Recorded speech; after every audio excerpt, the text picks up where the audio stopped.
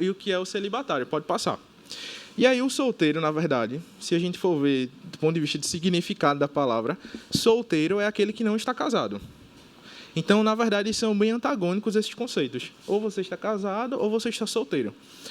O solteiro inclui, inclusive, o viúvo ou a viúva, inclui o contexto de alguém que não está, de fato, casado, divorciado, o solteiro, o viúvo. Todos eles são o mesmo grupo de solteiros.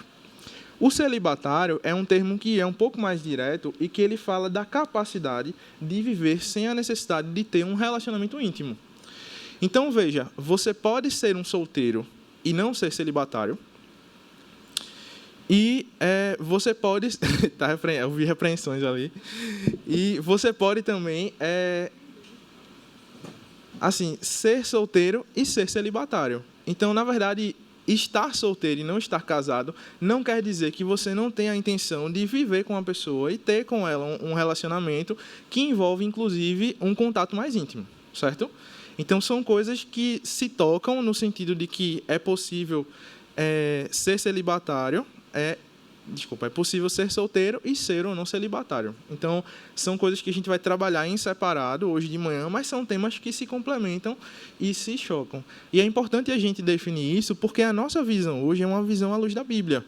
Então, a solteirice que a gente vai falar aqui é uma solteirice que necessariamente precisa ser carregada das virtudes cristãs.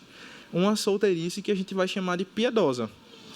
Quer dizer que a solteirice que a gente vai conversar hoje e que a Bíblia estimula e defende é uma solteirice que, aos olhos do Pai e à luz da palavra, nos traz um desejo de viver uma vida pura enquanto solteiros. Quer você seja ou não alguém celibatário. Certo? E aí é muito importante a gente falar sobre esse tema. Se a gente for ver uma comparação dos censos... Pode passar, Gustavo. A gente vê que, no censo do IBGE, comparando 1970 com 2010, a gente vê que a taxa de solteirice, a porcentagem de solteiros no Brasil, ela aumentou em praticamente todas as faixas etárias. A única que teve diminuição ao invés de aumento foi a faixa etária de homens de 18 a 26 anos, que em relação a 1970 era 83% de solteiros, foi para 79%. Mas vejam que, apesar dessa diminuição, ainda é uma faixa etária predominantemente de solteiros. Então, se a gente for olhar para o nosso país, a gente vai ter um recenseamento, talvez a gente tenha dados mais atualizados daqui para frente. Não acho que essa porcentagem ela tenha aumentado. Na verdade, a impressão que eu fico é que ela tem diminuído, porque, de fato, as pessoas do mundo onde a gente vive, o mundo onde a gente se encontra, cada vez menos têm o interesse de formalizar uma aliança de casamento. Então, notem que existem muitos solteiros em nosso país. Existem muitos solteiros em nosso estado e em nossa cidade. E existem solteiros em nossa igreja. E a gente precisa ter uma visão bíblica em relação a isso para que a gente consiga entender a solteirice da forma como a Bíblia nos orienta a entender a solteirice. E aí, uma pergunta que o que Timothy Keller, que é o autor desse livro, que foi um dos que eu me baseei para fazer o estudo de hoje, o significado do casamento, o que ele diz é que ele foi para uma comunidade em Nova York, enquanto ele se preparava para fazer esse livro, que fala aí de certo sobre casamento, né? Ele viu que em Nova York, que é uma cidade muito cosmopolita, uma cidade muito movimentada, grande parte da igreja dele, mais de 70% das pessoas da igreja eram solteiras. Isso é uma coisa que talvez na nossa realidade seja estranha, né? Mas ele viu que isso era uma coisa comum e que tinha crescido e que estava sendo realmente parte daquele contexto. E ele entendeu que, nesse meio de pessoas predominantemente solteiras, ele precisava parar para falar sobre casamento e afins. E esse livro foi feito para uma comunidade de solteiros, para que eles conseguissem entender o que a Bíblia fala sobre relacionamentos, principalmente em relação ao casamento também. E o que ele coloca nesse livro, pode passar, é que pessoas solteiras não têm como viver bem nessa condição sem uma visão equilibrada e definitiva do casamento. Então, solteirice e casamento são coisas que se complementam no sentido de que os princípios eles precisam ser conhecidos por todos nós. E aí, uma pergunta que a gente precisa se fazer, aí pode passar, eu deixei bem grande essa, é por que a igreja tem tanta dificuldade em aceitar a solteirice? Por que que a gente, muitas vezes, tem dificuldade de ver uma pessoa solteira e a gente se incomoda profundamente com isso? Sendo que na Bíblia, e a gente vai entender um pouquinho mais, a solteirice é algo completamente estimulado, inclusive em alguns ambientes, e ela é compreendida também como uma área, um momento da vida de muitas oportunidades. E como igreja, a gente precisa ter essa visão saudável em relação à solteirice e em relação ao casamento. E aí, vejam só, que interessante. Vejam se vocês já ouviram alguém falando alguma coisa assim. Pode passar. Não se preocupe, meu irmão. A pessoa especial virá quando você aprender a se satisfazer em Deus. Você está sozinho porque você é seletivo demais. Deus quer trabalhar na sua vida primeiro. Será que alguém já ouviu alguma coisa parecida ou gostaria de complementar com alguma outra frase que já tenha ouvido, que acha que já foi direcionado a algum solteiro? Deus não demora, ele capricha. Tem mais algum? Espera no Senhor, exatamente. Vejam que essas frases são completamente comuns no nosso dia a dia de igreja, mas é interessante a gente parar para refletir sobre elas, porque elas revelam muito do que a gente entende como vital e necessário para alguém. Observem que isso fala, essas frases aí, não se preocupe, tem algum propósito por trás disso, Deus quer trabalhar algo, Deus está caprichando. Isso faz a gente ficar com o sentimento de que o estar solteiro, o estado de solteirice, é um estado de privação. Quando você fala isso para alguém, é porque você está olhando para aquela pessoa que está solteira, entendendo que ela deve estar numa situação ruim, ou que ela está privada de alegria, ela pode chegar a um estado melhor de vida. O casamento é um ambiente onde todos os problemas dela vão ser resolvidos, é um ambiente de alegria. E a Bíblia, veja, é a maior incentivadora do casamento. Mas a Bíblia também é uma das maiores incentivadoras da vida de solteiro. E pode passar. E essa perspectiva que acha que a solteirice é um estado de privação é a mesma perspectiva que faz com que aqueles que estão casados, de alguma maneira, peguem o casamento, coloquem no pedestal e comecem a idolatrá-lo, como se ele fosse a resposta e o fim da nossa vida. E tudo que é um ídolo no nosso coração é algo que está fora do seu lugar. Porque a nossa devoção e o nosso coração devem estar presentes somente em Deus. Então, às vezes, olhar para o solteiro como alguém que é digno da nossa pena, porque essas frases muitas vezes revelam esse sentimento de, poxa, ele está solteiro, que tristeza. Isso fala para a gente que talvez a gente tenha em nossa mente que o casamento ele é a coisa mais importante e valiosa da vida. E que não tê-lo quer dizer que você está vazio. Mas, na verdade, meus irmãos, a única coisa que preenche o vazio do nosso coração e nos faz ser inteiros e completos é Cristo.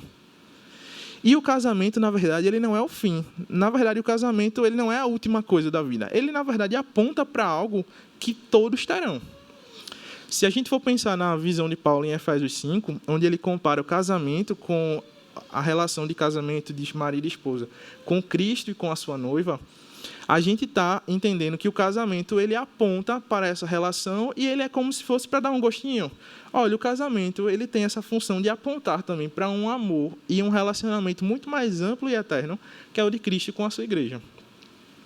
Mas o relacionamento eterno de Cristo com a sua igreja, ele será vivenciado e experimentado por todos os cristãos verdadeiros. Então, o casamento é uma figura central no cristianismo, ele é muito importante e estimulado, mas ele não é o fim. Certa vez perguntaram para Cristo, Senhor, uma mulher se casou 7 vezes. No céu, qual será o marido dela? Com quem ela estará casada no céu? E ele disse, pessoal, no céu, ninguém se dará em casamento. Quando a gente se une em casamento, a gente se torna com o nosso cônjuge uma só carne, não um só espírito. Se a gente se tornasse um só espírito com o nosso cônjuge, eternamente estaríamos juntos ao nosso cônjuge. Mas a gente se torna um só espírito com o Espírito Santo que habita em nós. Então, na verdade, eternamente estamos com Deus. O casamento é para a vida toda, não para a eternidade toda. E isso é um conceito, é uma chave que, particularmente, eu estou falando para vocês, mas foi um pedala Robinho na minha cara. porque eu disse, poxa, que visão interessante, que visão diferente, que visão preciosa para a gente ter. Então, na verdade, o que é que revela você olhar para o solteiro com essa pena? Revela que talvez a gente não esteja entendendo o mundo onde a gente se encontra e a eternidade que virá. O que acontece muitas vezes é que quando a gente olha para o casamento, é como se o nosso... Pode voltar. É como se o nosso cônjuge e os nossos filhos, eles fossem a fonte maior de sentido da nossa vida. Se você não tem um marido ou uma esposa, se você não tem filhos, a sua vida não tem tanto sentido quanto poderia ter. Se você não tiver um cônjuge ou não tiver filhos, como é que vai ser no futuro? Quem vai cuidar de você? Isso é algo que mostra que a gente depende ainda de pessoas e não fundamentalmente do Senhor. Então, isso revela um coração que ainda idolatra, de alguma maneira, o casamento, como se ele fosse o sustentador da nossa existência, da nossa vida nessa terra. Quando, na verdade, Cristo é a fonte de sentido da nossa vida e a segurança e o cuidado que a gente tem em todos os passos e em todos os dias da nossa vida vem unicamente do Senhor. De fato, a chance que a gente tem de chegar até amanhã, até o dia de amanhã, para todos nós, é a mesma chance. A chance da gente chegar ao fim do dia é a mesma. E o que nos sustenta não é a pessoa com que a gente vive, mas é o Senhor, que é aquele que fundamenta e sustenta a nossa vida, é aquele que faz com que a gente permaneça de pé, é aquele em quem respiramos, em quem existimos, aquele do qual nós somos geração. Então, falar de solteiro ou falar de casado é falar de pessoas que fundamentalmente precisam depender do Senhor, caminhar com o Senhor, amar ao Senhor acima de todas as coisas. Então, esse é o primeiro ponto importante da gente tratar nessa aula sobre solteirice. É saber que se você quer ou acha que alguém vai casar para encontrar o sentido da sua vida e para encontrar uma felicidade diferente, mude seu olhar nessa manhã, em nome de Jesus, e entenda que, primeiramente, o que a gente quer para as pessoas não é um capricho em alguém, não é uma dependência em alguém, não é um sentido em alguém, mas que o sentido, a felicidade e a alegria de nós que talvez somos casados ou dos solteiros é colocar o nosso coração no altar do Senhor e depender dele todos os dias até o fim. E vejam que interessante, Stanley Hauerwas, não sei falar direito, se alguém souber me ajude, ele, nesse livro chamado Uma Comunidade de Caráter, que é um livro muito bom, que fala sobre a história da igreja e a estrutura da igreja, ele diz que o cristianismo foi a primeira religião a considerar que permanecer solteiro é um modo de vida viável. E a gente vai ler alguns textos em relação a isso. E a gente vai entender por que a palavra traz isso dessa maneira. E Timothy Keller, nesse mesmo livro, O Significado do Casamento, diz, olha que frase chocante, pode passar, Gustavo. Não podemos acreditar que estar solteiro é ser menos inteiro, pois Cristo era solteiro e foi o homem perfeito. Então, o nosso sentido e a nossa caminhada, ela não está designada em nosso cônjuge. Isso é uma quebra de idolatria. Vejam que eu não estou tendo um discurso em nenhum momento que é contra o casamento. Eu sou casado, amo estar casado. Casaria antes, se soubesse que tinha casado antes. Mas essa é uma coisa, é um dom que Deus colocou na minha vida. E eu agradeço a Ele por isso. E a solteirice é um dom que Deus pode ter colocado na vida de outra pessoa, não necessariamente para sempre, mas por um período da sua vida. E quer solteiros, quer casados, a nossa inteireza e a nossa identidade está em Cristo, e não nos nossos cônjuges e familiares. Então vamos agora ler um pouco da palavra, para a gente poder entender um pouquinho mais o que a Bíblia diz sobre essa tal da solteirice e essa tal da vida e do dom do celibato, né? Pode passar. Pronto. Então, eu botei alguns trechos aqui, aqui na projeção, mas eu queria ler o capítulo 7 todo.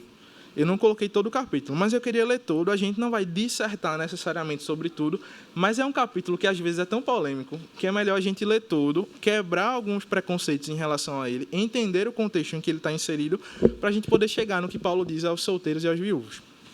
Certo? Então, 1 Coríntios 7, questões sobre o casamento. E a palavra diz assim. Será que a gente consegue colocar na Bíblia? Ah, Gustavo, que aí a gente vê tudo. Todo mundo acompanha, eu estou com a NAA aqui. 1 Coríntios, capítulo 7.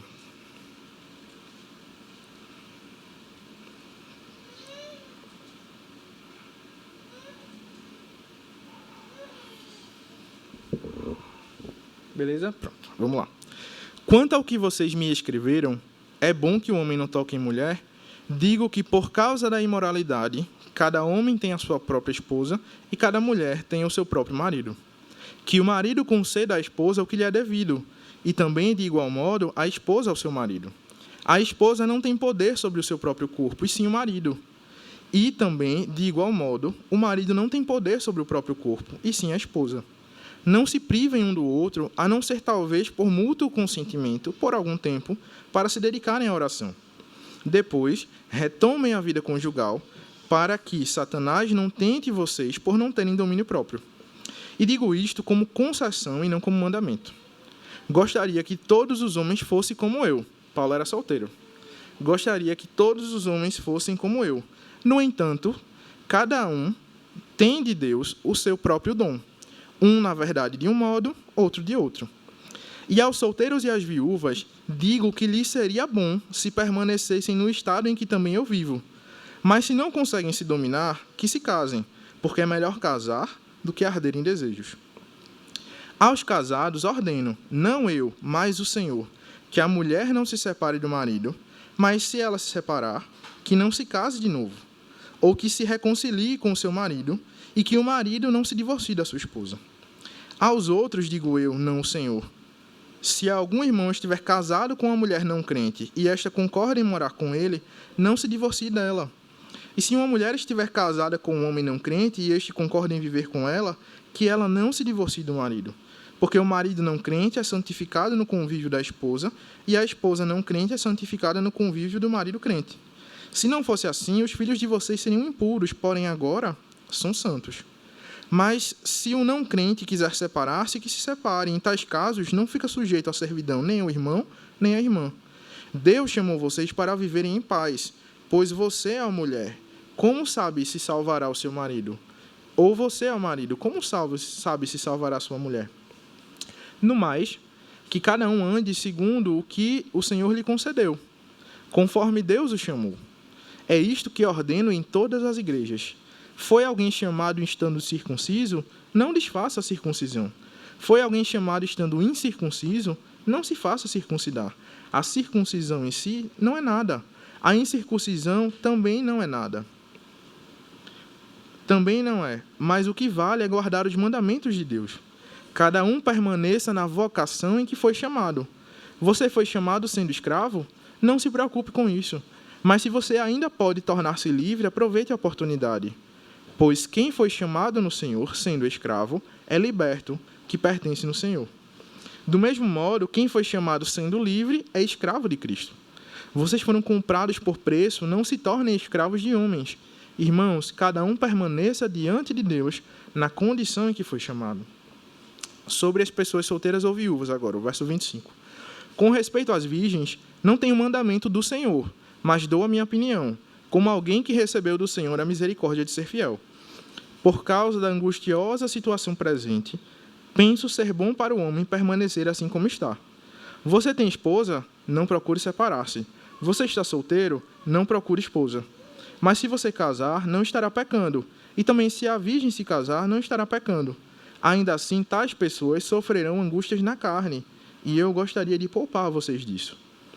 Mas digo isto, irmãos, o tempo se abrevia. Por isso, de agora em diante, não só os casados sejam como se não fossem casados, mas também os que choram como se não chorassem, os que se alegram como se não se alegrassem, os que compram como se nada possuíssem, e os que se utilizam desse mundo como se não fizessem uso dele, porque a aparência desse mundo passa. O que realmente quero é que vocês fiquem livres de preocupações. Quem não é casado, cuida das coisas do Senhor, de como agradar ao Senhor. Mas o que se casou, cuida das coisas do mundo, de como agradar a esposa. E assim está dividido. Vou ler até aqui. E pronto, meus irmãos. Então é um texto estranho, né, assim, da gente ler, porque é como se Paulo recomendasse fortemente às pessoas que estão solteiras que não casassem. E a gente precisa entender um pouco da igreja de Coríntios, um pouco desse contexto, para a gente não achar que o que está sendo falado aqui é uma inimizade contra o casamento, porque, na verdade, Paulo foi um dos grandes incentivadores do casamento, e ele, inclusive, foi aquele que escreveu o texto de Efésios 5, falando sobre a grandiosidade do que é o casamento, na medida em que ele é uma um vislumbre da relação entre Deus e a sua igreja.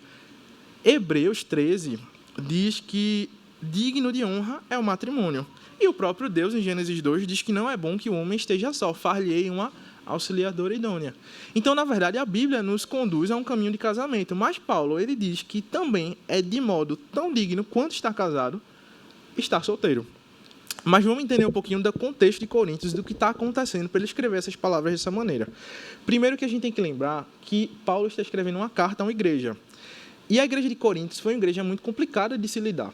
Paulo escreveu essa carta na sua terceira viagem, enquanto estava em Éfeso, e ele tinha passado pela cidade de Coríntios, tinha montado uma comunidade lá, uma igreja, e foi uma das igrejas em que ele passou mais tempo lá dentro, ajudando a consolidar as pessoas, a organizar a liderança. Ele passou cerca de 1 ano e meio na cidade de Coríntios.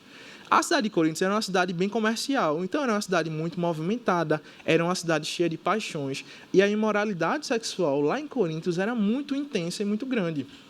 Havia pessoas que viviam lá, e muitas delas eram profissionais do sexo, eram prostitutos, eles viviam disso, havia cultos na cidade. Então, era uma igreja onde havia muito burburinho em relação ao casamento, à sexualidade, a como seria essa vida das pessoas que estavam na igreja em meio a uma sociedade tão confusa sexualmente. E essa carta foi escrita especificamente como uma resposta às perguntas que a igreja de Coríntios fez a Paulo. E a gente pode ver isso no primeiro versículo do capítulo 7, quando Paulo começa a escrita dizendo: quanto ao que vocês me escreveram. Então, esse capítulo é uma resposta a perguntas específicas que a igreja de Coríntios fez. Ele não se propõe, nesse sentido, nesse capítulo, esgotar tudo o que poderia ser esgotado em relação a uma fala sobre casar, não casar, ficar solteiro, não ficar solteiro, celibatário, não celibatário. A proposta dele não é esgotar esse tema. Até porque, enfim, a gente nem pode dizer que ele era contra o casamento, e a gente entende que a ideia dele realmente é dar essa resposta. E às vezes a gente lê esse texto e fica tipo assim, mas muitas vezes Paulo fala que ele está meio que dando a opinião dele, né? Vamos lá, no versículo 6, ele diz assim: digo isto como concessão e não como mandamento. No verso 10 diz assim: aos casados ordeno não eu, mas o Senhor, que a mulher não se separe do marido. Aí vem no verso 12, ele diz: aos outros digo eu e não o Senhor. Algum irmão estiver casado com uma mulher não crente, não se divorcie. Então, às vezes ele diz assim: o Senhor diz isso, eu estou dizendo isso, não o Senhor. No verso 25, ele fala: com respeito às virgens, não tenho mandamento do Senhor, mas dou a minha opinião, como alguém que recebeu do Senhor a misericórdia de ser fiel. E no verso 40, ele diz: porém, ela será mais feliz se permanecer viúva, segundo a minha opinião. Veja que várias vezes nesse capítulo, Paulo traz algumas expressões que às vezes faz a gente, por aquela mentalidade de casamento como único fim para o ser humano, achar que o que está se tratando aqui é de um texto que a gente pode pular, porque a opinião de Paulo não é nada a ver com Cristo. Minha gente, isso é um profundo e grande erro. Na verdade, o que ele está falando aqui é que em algumas passagens, a gente vai até passar por uma delas, Cristo ele falou e se colocou em relação a temas envolvendo casamento, divórcio, celibato, mas Cristo não esgotou todas as perguntas que se tinham sobre esse tema. Então, ele responde às perguntas que Coríntios fez, dizendo assim: o Senhor disse isso, está dito aqui. Isso o Senhor não disse. E aí eu vou dizer para vocês, como alguém que o Senhor chamou para ser fiel. Não é que isso é menos importante ou menos inspirado, mas o que ele está colocando para a igreja de Coríntios é que essas orientações são inspiradas pelo Espírito que há nele, mas eles não vão ser encontradas nas cartas de Mateus, Marcos, Lucas, João, porque não foram tratadas diretamente por Cristo. E veja, na verdade, se a gente for pensar no mundo hoje em dia, a gente vê uma grande confusão, né? Eu tenho certeza que a gente tem perguntas que muitas vezes a gente não vai achar, de alguma maneira, orientações diretas na Bíblia sobre como lidar com elas. A gente não vai ter. Olha, vai lá em Provérbios, capítulo 12, versículo 5, que essa pergunta vai estar lá respondida. Inclusive, Aos que perguntam sobre isso, eis a resposta. A Bíblia não esgota isso, porque a sociedade vai ficando complexa e, na verdade, a gente vê que os princípios bíblicos estão aqui, eles são norteadores e orientadores, mas as perguntas continuam aparecendo e a sabedoria de Cristo na palavra vão nos dando condições para poder respondê-las. Então, um erro que a gente não pode cometer, pode passar um pouquinho, Gustavo, até mais para frente, é que a gente não pode colocar em xeque a inspiração de Deus em relação a esse texto, por mais que tenham esses termos. Então, ela é uma resposta a Coríntios, ela não tem o propósito de esgotar o conhecimento sobre o tema, e ele é um texto inspirado. Não tenho dúvidas em relação a isso. É uma orientação apostólica quanto ao que Cristo não ensinou de maneira direta e com palavras. E veja, nesse sentido, então, Paulo teve que, durante as suas viagens e conhecendo e plantando igrejas, responder a várias perguntas que Jesus não havia tratado. Mas Jesus tratou diretamente algumas perguntas, e tem uma passagem muito icônica que a gente vai ler, que está lá em Mateus, capítulo 19. Essa eu coloquei aí, Gustavo. Passa um pouquinho de novo, a gente vai voltar mais. Pode passar. Pronto. Aí esse trecho aí de Mateus 19, que é um dos textos onde Cristo fala sobre essa questão do celibato, olha o que ele diz. Os discípulos, Cristo estava falando sobre divórcio, né? Condição de divórcio, e aí os discípulos, meio que Deus disse assim, se você se divorciou, se você casou, não busque o divórcio. Ele faz algumas concessões, orientações, mas a regra é, se você casou, seja marido de uma só mulher e não busque o divórcio para o resto da sua vida. Aí os discípulos dizem assim, se é essa a situação do homem em relação à sua mulher, não convém casar. É a conclusão que os discípulos chegam. Casamento deve ser complicado. É melhor a gente, então, evitar se casar, né? Aí Jesus olha para eles e diz, nem todos são aptos para aceitar esse mandamento, mas apenas aqueles a quem isso é dado, porque há eunucos de nascença, há outros em que os homens fizeram tais, e há outros que se fizeram eunucos por causa do reino dos céus. Quem é apto para aceitar isso, que aceite. Então, na verdade, aqui nesse texto, o próprio Cristo legitima que existem pessoas, e aí a gente está falando não de solteiros, está falando de celibatários, pessoas que não têm um interesse em ter intimidade física com ninguém, e essas pessoas elas devem aceitar esse dom do Senhor como algo que realmente é uma bênção. Eu estou falando para cristãos, tá, pessoal? Eu não estou falando no mundo, e a gente pode até comentar um pouquinho sobre o celibato antibíblico, que também existe um pensamento nesse sentido. Então, volta lá, Gustavo, por favor, para aquela parte do entendendo o texto. Pronto. E aí, finalizando, esse texto é endereçado a grupos distintos. No começo ele fala de casados com cristãos, depois ele fala de casados com não cristãos, depois ele fala de não casados. E o nosso foco hoje é falar sobre não casados, certo? Então, vejam, Coríntios, no meio desse caos todo, ela estava dividida em dois grupos. Um grupo que disse assim, a gente vive numa sociedade tão confusa, tão complicada, que acho que o melhor caminho é dizer assim, olha, pessoal, é o seguinte, sexo é um pecado, não vamos estimular o pecado, aqui pecado não passará, celibato é a ordem para todo mundo, e celibato é melhor do que casamento. Pessoal aí, tudo pecador.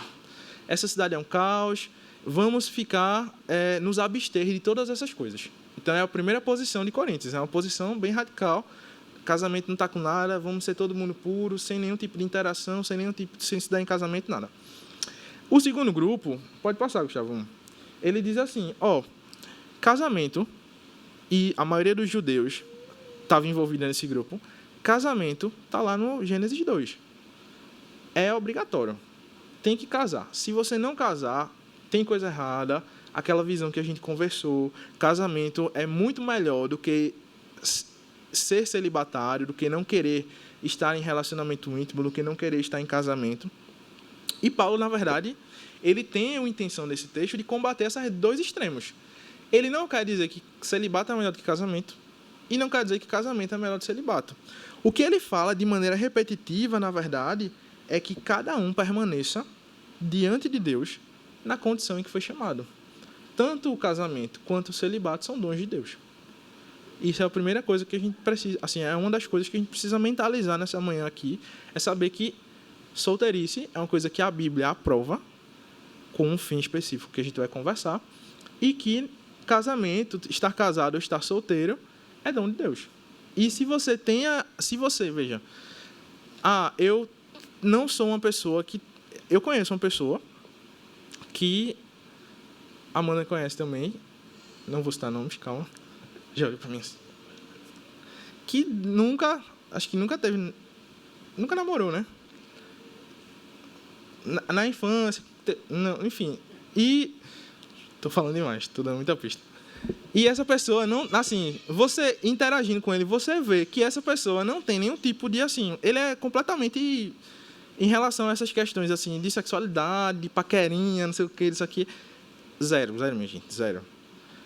Aí, veja, existem pessoas que não têm essa intenção, que não têm esse desejo, que isso é uma coisa que, para eles, isso não é algo que fica preso na sua mente, sabe? Não é o que eles buscam. Não é algo que, para eles, é algo que o complementa em sua vida.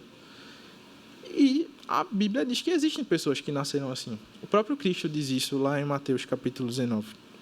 Então, Paulo, quando diz assim, é bom que o homem não toque em mulher, quando ele fala é bom que o homem não toque em mulher, ele está falando assim, minha gente, o celibato não é compulsório, o celibato não é ordenado. Inclusive, se você não tem condição de se manter abstêmio em relação à intimidade, case.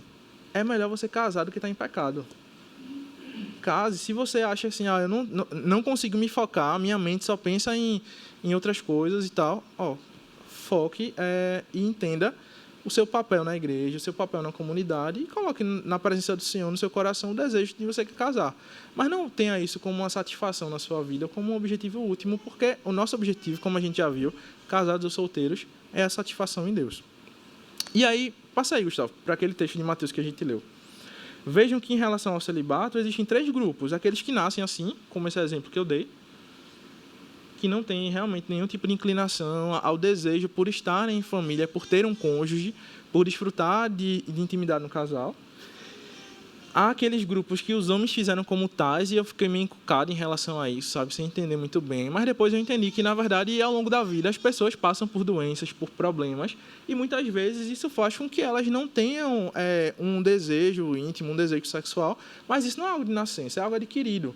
Sei lá, se a gente for pensar, câncer de testículo, pronto. Muito comum em população jovem, pode ser bilateral, pode pegar os 2 testículos, ele vai precisar tirar os testículos, a pessoa hormonalmente está castrada. É uma castração química. Então, essa pessoa, ela dificilmente vai ter algum tipo de inclinação ou de algum desejo sexual, porque, em geral, isso vai fazer com que ela não tenha libido, não tenha nada do tipo. Então, é como se essa pessoa fosse um celibatário, mas que os homens fizeram assim, digamos, né? Durante a passagem por essa terra aconteceu. Traumas de região íntima, amputações, enfim, eu estou dando exemplos assim médicos porque são os que eu tenho na mente. Mas assim, entendo que tem pessoas que vão viver isso aí e vai ser a realidade delas. Mas existe um terceiro grupo, os eunucos por causa do reino dos céus. E aí esse grupo é interessante porque é um grupo onde, na verdade, há um dom de Deus derramado sobre essa pessoa para que ela não busque estar em casamento. Não há um desejo dela por casar, ela quer permanecer solteira e o propósito disso, como todo dom de Deus, é para abençoar os outros, é para abençoar a igreja, é para abençoar a comunidade, é para se dedicar mais completamente à obra de Deus. Eu lembro que quando eu era solteiro, a Amanda também quando era solteira, a gente era rato de igreja, assim. Vivia na igreja e vivia interagindo e vamos lá para casa, e pode ser lá em casa, e junta todo mundo, pequeno grupo lá em casa, e os jovens vêm embora, aí sábado à noite, e a hora que for, vamos marcar, vamos viajar, vamos pegar as malas, vamos embora e tal. O casamento, ele traz restrições a isso. Os filhos trazem restrições a isso. Isso faz com que a nossa atividade na igreja, por um lado, ela seja diminuída, ela seja um pouco reduzida. Então,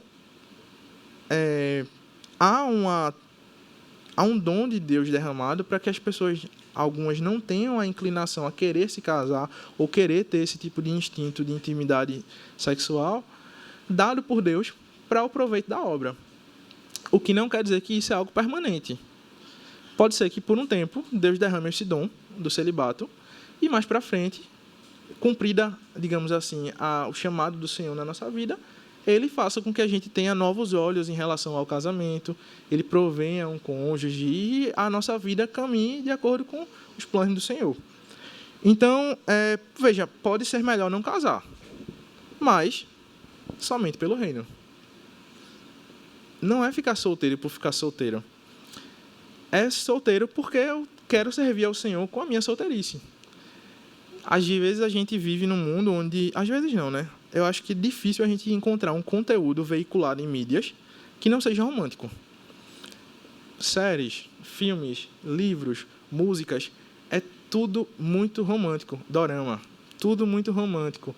Então, assim, veja, as coisas, elas tendem... O mundo é um mundo que faz a gente acreditar em contos de fada, acreditar em uma vida a dois muito mágica, o príncipe no cavalo branco, uma relação assim. Então, às vezes, tem muita gente que está solteira e que se encontra solteiro, porque, na verdade, tem uma visão, uma solteirice que não é para o reino, é um celibato que não é para o reino.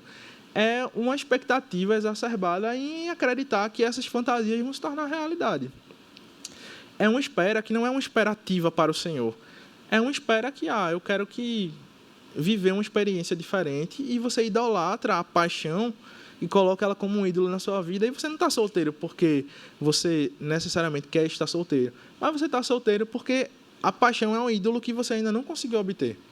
E isso faz com que a gente veja uma solteirice que não é cristã, não é bíblica.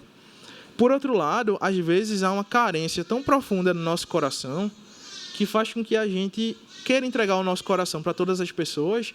Então você permanece solteiro porque você nunca encontrou até hoje uma pessoa que consiga lhe compreender e lhe abraçar emocionalmente. Essa é uma solteirice que também não é essa solteirice que a gente está falando aqui. A solteirice bíblica, que a Bíblia incentiva, é uma solteirice para o reino. É você que... Eu estou falando para cristãos. É você que é cristão, que entende que hoje o seu papel, o seu chamado do Senhor é para estar solteiro e trabalhar pela obra, onde quer que seja, na hora que seja, no momento que seja, para o louvor, para a proclamação do nome do Senhor nessa terra. Então a gente, beleza, olha para esse texto aí de Coríntios 7 e diz, Paulo claramente prefere que as pessoas estejam solteiras e que as pessoas estejam celibatárias, né? Mas, na verdade, minha gente, o contexto do que está acontecendo aqui é muito caótico. Isso é plena perseguição da igreja. Ele está escrevendo para Coríntios e a igreja está em perseguição. Isso aqui foi mais ou menos 55, 65 depois de Cristo. No ano 70 depois de Cristo, Jerusalém foi invadida por um cara chamado Tito. Ele simplesmente destruiu as muralhas e a ordem dele era que as grávidas fossem passadas as espadas em suas barrigas. Elas eram mortas e as barrigas eram transfixadas com espadas. Pura e profunda perseguição. E veja, você está ali, você é casado, a sua esposa está grávida, ela é morta em um ambiente de perseguição a todos aqueles que creem em Cristo. O que ele está dizendo é, minha gente, os momentos, os dias são tão caóticos que se você está casado, continue casado, é bênção. Mas se você está solteiro, calma, espera um pouquinho, porque o tempo que a gente está vivendo nesse momento de guerra, de rumor de guerra, de perseguição, de morte, se você puder não se casar agora, segura um pouquinho. Se também, veja, se você entender que se eu não casar agora eu vou estar em pecado, é melhor não pecar, case. Isso é o que Paulo está querendo dizer nesse texto. Ele, obviamente, eleva o celibato, a solteirice, porque ele é solteiro, inclusive, e ele sabe das dádivas que é ser solteiro no reino de Deus. Desfrutar do Senhor mais avidamente. Mas ele sabe que, em contexto de perseguição profunda, o casamento ele traz apegos. São tempos de mudança, em meio à crise, e a gente não tem como se apegar a nada nesse mundo que não a Cristo. Por isso que ele diz aqui no capítulo 7, se você chora... Cadê?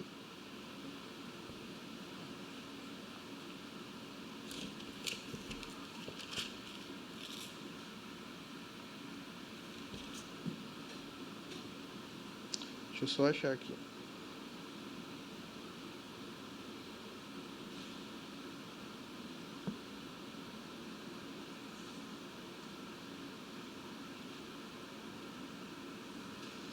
Ele diz assim, se você é casado, viva como se não for casado. Se você chora, viva como se não chora. Se você se alegra, vive como se não se alegra. Não crie raízes nesse mundo. Está dizendo assim, os tempos são tão difíceis e a gente está morrendo, a gente está em guerra, as pessoas estão literalmente vindo aqui na nossa casa, cortando nosso pescoço, as nossas esposas, os nossos filhos. A gente está em profunda guerra e a guerra é real e a gente está vendo isso aqui, sentindo isso. Nesse tempo de agora, se apegue, não há nada nessa terra. Esposo, cônjuge, filho, tristezas, alegrias, se apegue ao Senhor. E essa é a orientação dele para o pessoal de Coríntios. E, veja, ele diz aqui, a aparência desse mundo, ela passa. A forma externa desse mundo está mudando constantemente. Então, nessa guerra, calma, não se case, espere um pouquinho. Então, veja, o que aqui, sinteticamente, Paulo quer dizer? Pode passar aí, Gustavo. Lições de 1 Coríntios 7 para a gente, tá? Há outras lições, há lições que são para pessoas casadas com cristãos, casadas com não cristãos, mas para os solteiros, o que é que 1 Coríntios 7 nos diz? Primeira coisa, pode passar, leve a solteirice e o celibato a sério. Leve a sério essa fase da sua vida. Ela é uma fase extremamente importante, é uma fase onde você pode se dedicar de maneira profunda e especial à obra do Senhor.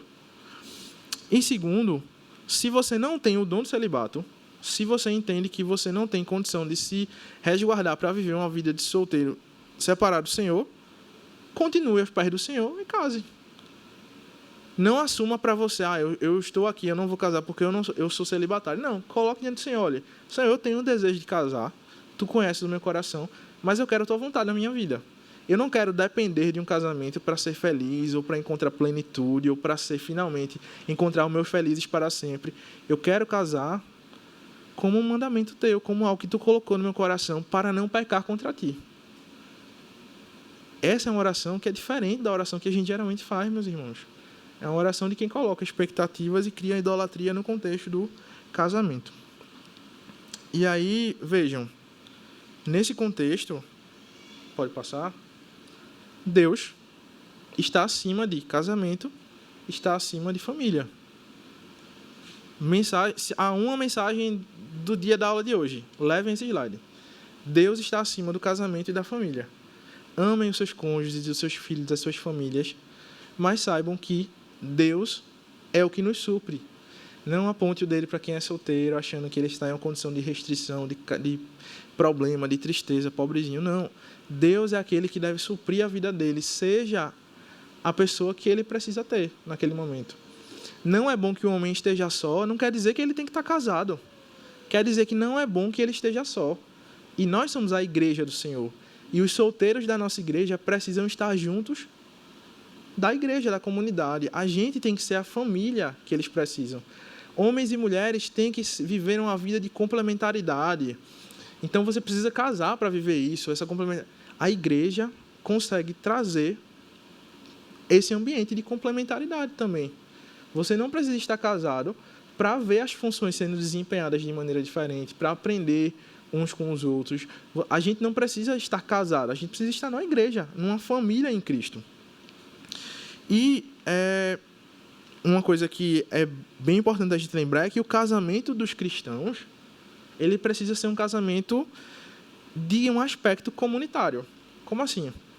Se você é casado, abrace os solteiros da sua igreja, acompanhe os solteiros da sua igreja, ensine os solteiros da sua igreja, caminhe com eles, entenda-os, conheça a sua vida, as suas histórias, saibam como eles têm vivido, o que eles têm pensado. Faça do seu casamento um canal de bênção na vida dos outros. Exerça esse dom que Deus dá, que é o dom da hospitalidade. Hospitalidade é você fazer da sua casa, da sua vida, um hospital. É você trazer pessoas até a sua convivência, o seu convívio, seja na nossa igreja, seja nos nossos lares, abrindo as nossas portas, para que as pessoas sejam tratadas lá. E isso faz com que os solteiros que estão em nossa comunidade consigam viver uma experiência de fé e de cristianismo muito mais plena e muito mais satisfeita. E essas pessoas que têm essa plenitude e essa satisfação em Deus, dificilmente vão colocar no casamento expectativas de que é a saída e é o fundamento e a alegria final da sua vida. Cristo é a nossa alegria final. E aí eu concluo com uma frase de Timothy Keller, que também está no significado do casamento, que diz o seguinte: quando você tem esse dom de permanecer solteiro, talvez haja lutas. Mas o mais importante é que Deus o está ajudando a crescer espiritualmente e a produzir frutos na vida de outros, apesar das dificuldades. Isso significa que o dom de permanecer solteiro não é reservado apenas a alguns poucos escolhidos e nem sempre é para a vida toda. Então, não é que a gente está falando de 1% da igreja. Talvez 1% da igreja ou menos sejam as pessoas celibatárias, mas mesmo isso pode acontecer por um período determinado da vida daquela pessoa, que não necessariamente é para sempre. Então, se você é jovem, se você tem expectativa de casar, primeiro, volte um pouquinho atrás e lembre, Deus é maior do que casamento e família. Segundo, coloque aos pés do Senhor o desejo que você tem, seja de casar ou de permanecer solteiro, para que Deus use esse dom e esse desejo para a sua glória. Seja num casamento que abençoe a nossa comunidade, a comunidade de fé, seja numa vida de solteiro que abençoe a comunidade de fé e o reino. É nossa intenção da igreja que as pessoas solteiras que estejam em nosso meio, elas tenham casamentos felizes. A gente tem que desejar isso. Se for o caminho daquela pessoa, a gente tem que orar por isso. A gente tem que acolher, orientar, exortar, porque Deus nos ensina essa vida de comunidade. Então, meus irmãos, eu acho que assim ainda tinha muitas coisas para a gente poder conversar em relação a celibato. Celibato não necessariamente é coisa boa. O celibato pode ser por motivos errados, por razões erradas. A solteirice também. Poderíamos conversar sobre outras coisas, mas eu acho que o principal e o grosso dessa aula, acho que a gente conseguiu tentar trazer textos bíblicos. Não são tantos textos, mas os textos bíblicos que a gente tem disponíveis, eles nos dão o norte e nos ajudam a ter essa percepção. Então é isso. Aqueles que tiverem dúvidas, podem tirar dúvida, a gente ainda tem um tempinho, 5 minutinhos. Se você não quiser tirar dúvida agora também, pode me parar depois, falar com o pastor e a gente vai conversando. Certo? Muita informação, alguma dúvida?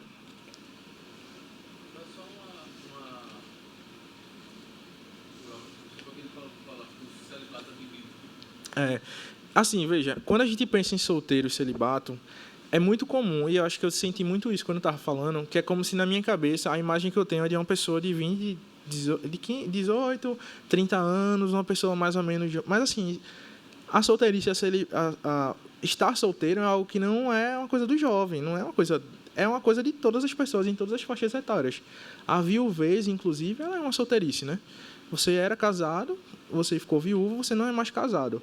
Então, na verdade, ele exorta até os viúvos depois a que, se pudesse manter sem casar, que não case. Mas se tiver que casar, para não pecar, case também. Então, o que é que ele quer dizer? Às vezes, você tem o desejo de se casar, isso é mais forte da gente ver no tempo bíblico, porque os casamentos eram mais arranjados, as coisas eram mais assim de família e tal, mas você não toma e não quer casar por motivos errados, porque você quer se manter assim, sem contato sexual, sem intimidade, sem casamento, porque você tem preguiça, porque o estilo de vida que você tem não é compatível com o relacionamento de um casamento. Então, nem sempre você vai procurar em outros lugares, enfim, nas ficadas, nos relacionamentos de namoro com fornicação, enfim, essas coisas, nem sempre as pessoas procuram nesse lugar.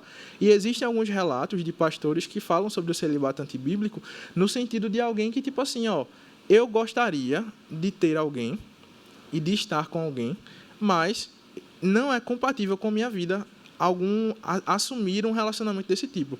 Então, eu prefiro ficar na minha e deixar para lá. É um celibato que é baseado em preguiça.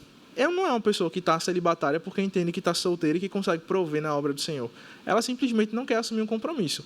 Obviamente, essas pessoas elas têm um risco muito grande de, uma vez que não tem dentro de si aquela ausência de desejo sexual, elas podem pecar e cometer pecados sexuais e outras coisas. E outra questão, só para encerrar rapidinho aqui, a celibato antibíblico por ressentimento. Eu fui ferido no meu relacionamento e eu não quero nada porque eu vou ser machucado no processo, entendeu? Então, essa pessoa também, visto que ela não tem uma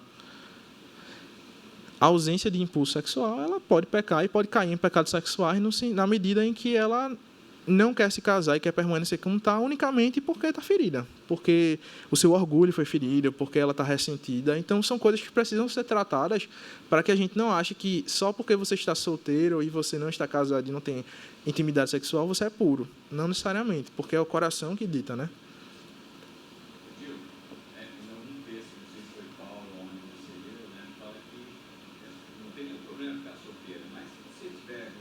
gente, alguma coisa assim, se casa. Uhum. Mas parece que dá a conotação que o casamento é só para isso, né? O É. casamento é muito além disso, né? E tem uma coisa muito interessante nesse texto, especificamente. Se está dentro, casa. Ué, mas peraí, essa sensação. Veja que coisa interessante. À primeira vista, eu também achei que ele estava falando assim, ó, case para não ficar com desejo sexual. Mas veja que a sociedade que a gente está falando é uma sociedade que casava como casamentos arranjados. Você tinha uma família, você queria unir suas famílias e você organizava os casamentos.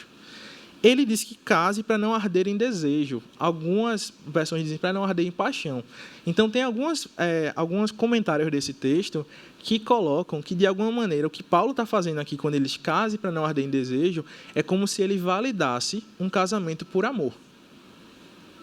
À primeira vista, parece ser uma coisa agressiva, tipo assim, case... Não, mas ele diz assim, ó, se você ama aquela pessoa, case com ela. Se você deseja aquela pessoa profundamente, assuma um compromisso com essa pessoa, case com ela e vivam juntos. Mas ele não está falando do ato, ele está falando da pessoa. Então, há uma visão assim, de comentário bíblico, eu até deixei anotado aqui, que ele valida o casamento por amor nesse texto. Aí, isso eu achei bem legal, porque às vezes a gente pensa que, como a vida do povo era tudo muito assim arranjado, parecia que era tudo muito engessado, de alguma maneira isso valida um pouquinho essa questão do amor também no relacionamento. Mas não, o casamento, como eu falei, Deus é maior do que casamento. Então o casamento não é necessariamente para você deixar de viver impulsos sexuais, não. Há um propósito para o casamento e a gente até nas últimas aulas dissertou sobre isso, sobre o propósito de Deus a fazer o casamento, sobre o mandato social, sobre a questão de trazer o povo de Deus para essa terra. Quando a gente fala assim, tipo, se você olha para o solteiro e fala aquelas frases, você está idolatrando o casamento.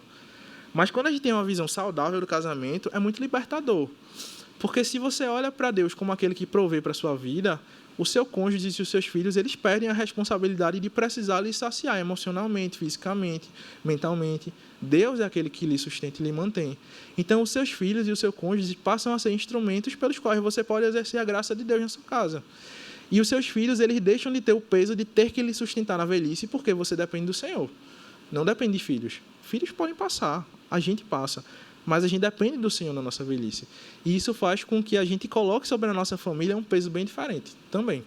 Os filhos passam a ser objetos, instrumentos do Senhor para a proclamação do reino nessa terra, para o louvor da sua glória. Então, é uma visão que muda tudo, assim. A Simone já pôs esse peso no Tiago, né? Quase vocês dois vão cuidar de mim.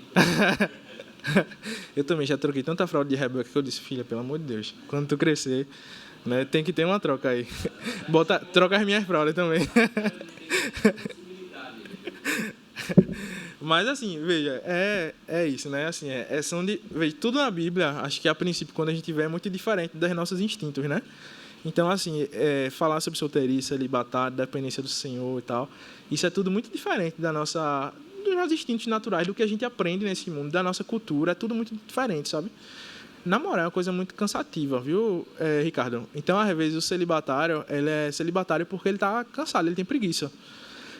Vê, antigamente, as pessoas se davam em casamento. O cara chegava assim e dizia, olha, eu tenho aqui minha filha, você tem seu filho, a nossa família bate, vamos fazer uma festa aí, vamos consolidar isso, a gente agora é uma só família, uma só empresa. E era mais fácil, assim, no sentido de que você estava lá, você não precisava, né, fácil no sentido assim, de organizar, casar e permanecer, né? Aí depois você começa a assumir nas próximas décadas, séculos, uma postura muito mais de assim, ó, você vem para a nossa casa, passa uns dias na nossa casa, observando como é a nossa filha, como é a relação da nossa família, e você começa a entender, começa a entrar aquela coisa de Jane Austen, aqueles romances assim, né? Vamos começar a se conhecer e tal. Depois, teve um movimento que disse assim, agora as pessoas não precisam estar em casa para se conhecer. Elas podem sair. E aí você começa a ficar... Para namorar com a pessoa, você vai tirar ela do seu ambiente de casa e vai levar ela para programações, interações, cinema, jogos, não sei o quê, não sei o quê, não sei o quê. Aí, beleza. o namoro vai ficando mais assim, cansativo no sentido de que, poxa, eu preciso fazer uma programação, eu preciso levar a pessoa em tal lugar, eu preciso conhecer ela melhor, eu preciso fazer com que ela se apaixone e tal. E aí chegou um ponto que a sociedade disse assim, estou cansado, não quero essa responsabilidade, vamos só se relacionar por um dia. Relaxa, vem cá, vamos dar um beijo, vamos ter uma intimidade e valeu, falou, até a próxima. Isso é, de alguma maneira, uma preguiça, no sentido de você não querer se comprometer, mas é muito mais profundo do que isso, entendeu? É você usar a pessoa, é você ir de encontro ao que a Bíblia fala sobre a defraudação do outro, é você ir de encontro à palavra do Senhor, que exige de nós pureza. Deus é santo, Ele quer que a gente seja puro. Então, a cultura do mundo ao nosso redor, ela vai olhar para essa aula, vai olhar para essas coisas que a gente falou e vai dizer assim, eu não preciso disso, eu não preciso de casamento, eu não preciso de celibato, eu não preciso de nada assim, porque casamento, família, solteirice, curtição, diversão é maior do que Deus. Mas a gente está jogando as coisas ao contrário. Então é nesse caminho. E aí, mano, mais? É um tema interessante, né? Mas tá. Ok, pessoal. Pela hora, vamos orar, senão a gente não consegue tomar o nosso cafezinho lá embaixo também antes do culto. Vamos orar e agradecer. É muito importante. Vamos orar e agradecer a Deus. Pai, obrigado, Senhor, pela Tua palavra.